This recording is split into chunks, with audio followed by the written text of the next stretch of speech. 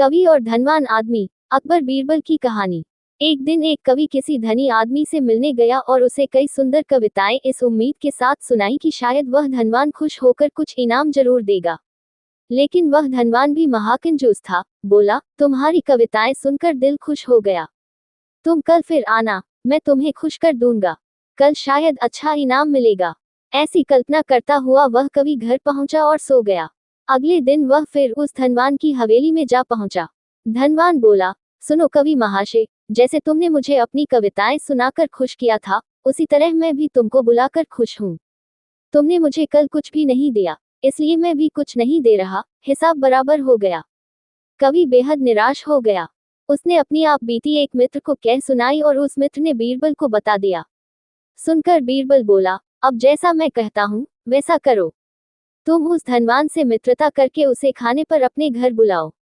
हाँ, अपने कवि मित्र को भी बुलाना मत भूलना। मैं तो खैर वहां मौजूद रहूंगा ही। कुछ दिनों बाद बीरबल की योजनानुसार कवि के मित्र के घर दोपहर को भोज का कार्यक्रम तय हो गया। नियत समय पर वह धनवान भी आ पहुंचा।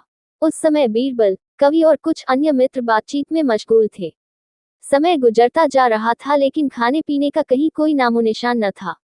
वे लोग पहले की तरह बातचीत में व्यस्त थे।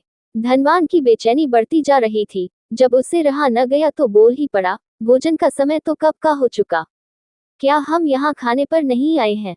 खाना? कैसा खाना? बीरबल ने पूछा। धनवान को अब गुस्सा आ गया। क्या मतलब है तुम्हारा? क्या तुमने मुझे यहाँ खाने पर नहीं बुलाया है? खाने का कोई निमंत्रण नहीं था।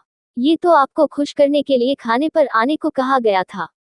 जवाब बीरबल ने दिया। धनवान का पारा सातवें आसमान पर चढ़ गया। क्रोधित स्वर में बोला, ये सब क्या है? इस तरह किसी इज्जतदार आदमी को बेइज्जत करना ठीक है क्या? तुमने मुझसे धोखा किया है।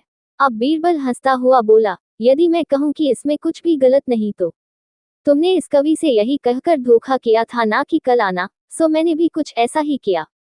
तुम जैसे लोगों के साथ ऐसा ही व्यवहार होना चाहिए। धनवान को अब अपनी गलती का आभास हुआ और उसने कवि को अच्छा इनाम देकर वहां से विदा ली।